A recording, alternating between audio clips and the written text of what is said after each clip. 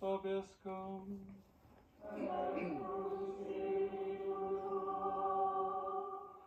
Lectio Sancti Evangelii secundum Matteum.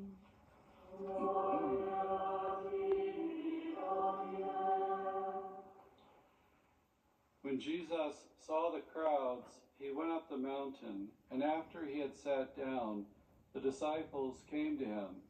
He began to teach them, saying, Blessed are the poor in spirit, for theirs is the kingdom of heaven. Blessed are they who mourn, for they will be comforted. Blessed are the meek, for they will inherit the earth.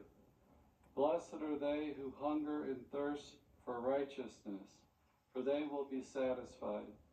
Blessed are the merciful, for they will be shown mercy. Blessed are the clean of heart, for they shall see God. Blessed are the peacemakers, for they will be called children of God. Blessed are they who are persecuted for the sake of righteousness, for theirs is the kingdom of heaven. Blessed are you when they insult you and persecute you, and utter every kind of evil against you falsely because of me. Rejoice and be glad, for your reward will be great in heaven. Thus they persecuted the prophets who were before you. Verbum Domini.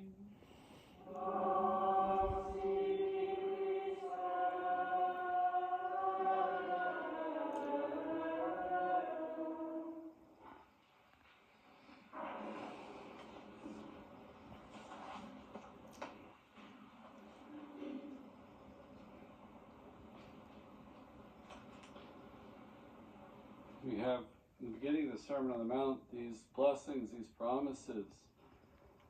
When I read them, I'm reminded that the mystery of Christ, which we're called to enter into, is our cause for holiness. When we enter into His mystery, His life, we see that in the Beatitudes, in His paschal mystery, His suffering, death, and resurrection. His suffering, that we share in that, in the struggles in this world, and yet there's a blessing when in those struggles, when we are reduced, when we get small, we share in those blessings that He offers us. That resurrection, the power of that resurrection is operative in our life. I love the fact that, He goes up the mountain, He sits down, His disciples came to Him. We're said, when He saw the crowds, He gave these Beatitudes. He told about these blessings. He sees them in His disciples. Certainly they're portrayed in His countenance, but He sees them in His disciples, those who follow Him, those who entrust themselves to Him. The one that struck me for today was, Blessed are the clean of heart, for they will see God. Blessed are the pure of heart, for they will see God. This beatitude is an invitation to see God. It's really quite astounding. If we want to see God, to have this purity of heart. Sin causes blindness. Since the fall, we suffer from uncontrolled desires and immoderate movement of our senses, contrary to reason. We call this concupiscence, this desire, this inclination to sin, and sometimes very intensely. And at the heart, these desires are necessary, natural, good, desire for food and drink, sexual desire for marriage, for procreation. It's a beautiful gift from God, serves the communion of spouses, serves and fosters love between the spouses. But since the fall, since the disorder's been introduced within ourselves, we have trouble ordering these desires through reason towards good and moderation. It becomes easily disordered in us towards amusements or pleasures, recreations. It can incline us to sin. And we can become enslaved and put these desires before the kingdom, before the things of God, before love of our neighbor. We can be blind to God as being the focus, the center of our life. We can be blind to the value of the people around us, the great dignity of the people around us, and the care, the love, the concern we should have for them, the attention we should have for them. And certainly we can become controlled by these desires when we sin. James tells us, chapter 1, verse 14 and 15, but each person is tempted when he is lured and enticed by his own desire. Then desire, when it has conceived, gives birth to sin, and sin, when it is full grown, brings forth death. It can become mortally sinful, seriously sinful, and bring death to our life of grace. Jesus tells us that it's not what goes into the mouth that defiles a man, but what comes out of the mouth that defiles a man. Speaking about just not addressing the Pharisees who just focused on maybe ritual washings, ablutions, cleansing before meals and things like that, just these practices somehow can make us pure. Maybe there's a blurring between ritual purity and this moral purity that we are called to have. But Jesus is telling us it's the heart. He aims at the heart to transform the inner man. So nothing from the outside makes us impure, makes us unclean. It's the heart. It's not just the outward behaviors, but we can, as he tells us in the sermon as well, that we can commit adultery in the heart. Not just the physical act, but we can actually commit it when a man looks at a woman with lust. In that same chapter 15, he says, for out of the heart comes evil thoughts, murder, adultery, fornication, theft, false witness, and slander. 1 John chapter 2 tells us, for all that is in the world, the lust of the flesh and the lust of the eyes and the pride of life is not of the Father, but of the world. The lust of the flesh. We live by the senses and just by these desires. And today, I think especially in the West, we can have this lust of the eyes, this covetousness, this wanting, this lust for to have more things, or to always be endlessly doing. And of course, we get puffed up in our pride. And Jesus, in his Sermon on the Mount, he's aiming at the transformation of our hearts. Certainly our outward behavior has to follow the inner heart that's been purified, but that's kind of the new part of his teaching, that these commandments not just written on the stone or written on our hearts through the gift of the Holy Spirit. The Spirit lives in us, makes it possible to live these commandments, to see others not as a thing to be used, that our understanding can be enlightened by God's teaching as truth, according to right reason. The deep irony is, when we live by our senses and the flesh, we even become blind to ourselves. We start to not see ourselves as a unity of body and soul, that we say that it doesn't really matter what we do with the body. We don't see it as a unity. We see it at times like a disembodied spirit, that it doesn't matter. We see this especially in the sexual realm, and miss that purity of heart we're called to. That involves the body, because we're body and soul. There's a spiritual and material principle to us, but it's united. That's what it means to be human. We have a body and a soul. We lose sight of the dignity of the body, of our own bodies, like it doesn't matter really what we do. And the light of God, his revelation, his love for us, gives us the proper order of things. In creation, when he creates Adam and Eve, before he was saying he sees his parts of creation as being good. When he creates Adam and Eve, he sees that it's very good.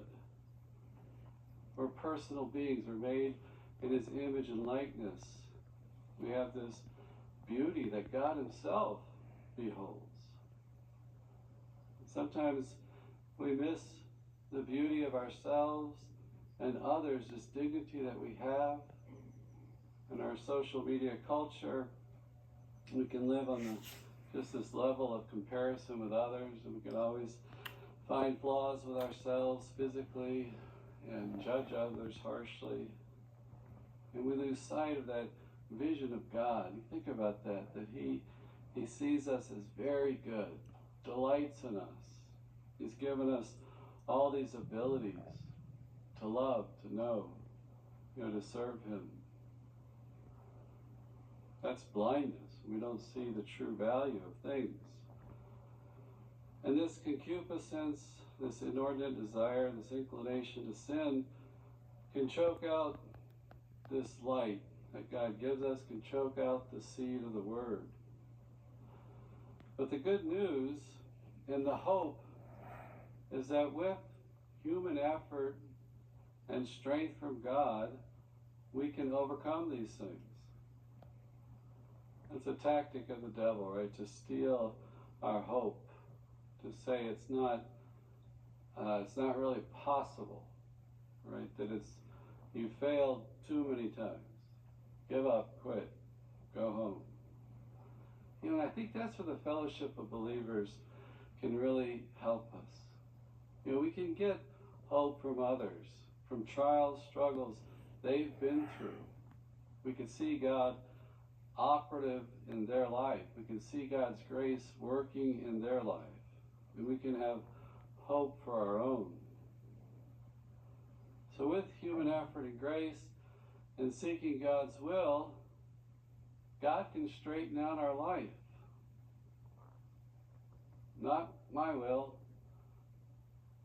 Forbid the world's will for us. We got a target on our backs, oftentimes by powerful forces in our culture, maybe seeking to make money, to get us to buy this, to do this. We got a target on our back with Satan, who's trying to distract us from heaven. Seek God's will. I don't really know what's best for me. God does. We become blind to the consequences, the ugly consequences of sin, of these inordinate fallen desires, of the attachments we get because of sin. And at times it's hard to put that in front of us. This is where that leads. Isolated, broken, hurt. We seem to not have the strength at times to bring it to the forefront. Again, the fellowship of believers can help us with this. We can see God in others and remind us of the calling that we all have. Paul exhorts us in Galatians to walk by the Spirit, not the flesh, to follow his prompting, seeking God's will, turning to him, asking for help, asking the Spirit for help, asking God for help when we are tempted, and not to isolate from others, to be connected with others. That image and likeness, that great dignity we have, it's also in our communion with one another we image God. We thrive and we flourish when we're connected with others. Sin isolates us. I remember growing up watching the nature programs. I forgot what they were called. Those national wildlife nature programs. But I remember as a kid, there's something exciting, but there's something so terrifying. You see the herd of gazelle or whatever in Africa, and the lion singles out the weak one, the one just born, isolates him from the group, and then it's all over. Back then they didn't show you it. Today they show you the thing's throat getting ripped out or something. We lose the horror of sin. We lose the horror of the consequences of sin in our life. But that beautiful opening antiphon from the Psalms, "The Lord is my light and salvation, whom shall I fear?" Hold on to that. You know, and sometimes it helps just to think of it, just the present moment today. What can I do today to be holy, to be committed to God, to conquer these faults and defects that we have? The Lord is my light and salvation. Who should I fear? Don't listen to the world, the flesh, and the devil trying to lead us another way. The Lord's the true light. I need light to have this vision. He's our hope, our salvation.